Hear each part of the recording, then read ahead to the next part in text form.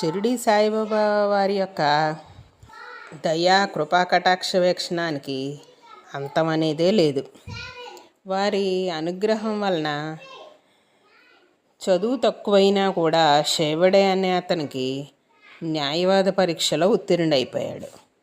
గ్రహాచారం బాగుండలేకపోయినా కూడా బాబా టెండూల్కర్ అనేవాడు వైద్య పరీక్షలో ఉత్తీర్ణుడయ్యాడు. ఇంకా అనేక మంది విద్యార్థులు తమ తమ పరీక్షల్లో ఉత్తీర్ణులయ్యారు. ఎంతమందికో వివాహాలు అయ్యాయి. అనేక మంది నిరుద్యోగులకు ఉద్యోగం లభించింది. ఉద్యోగస్తులకు ఉన్నత పదవులు లభించాయి. మరికొందరికి వారి ఉద్యోగాలు శాశ్వతమయ్యాయి. గంగాధర్ పంతు, నానాసాహెబ్ చాందోల్కర్ లాంటి వారందరూ బాబా అనుగ్రహం చేత ఆరోగ్యాన్ని కూడా పొందారు. పేదవాళ్ళు సాయిబాబాని పూజించి దరిద్రాన్ని పోగొట్టుకున్నారు. దరిద్రులైన వాళ్ళు సాయిబాబాని పూజించి ధనికులయ్యారు. ధనికులు మరింత ధనికులయ్యారు. ధర్మాత్ములుగాను కూడా అయ్యారు. వాళ్ళు యోగ సాధన చేసేవాళ్ళు సిద్ధిని పొందారు.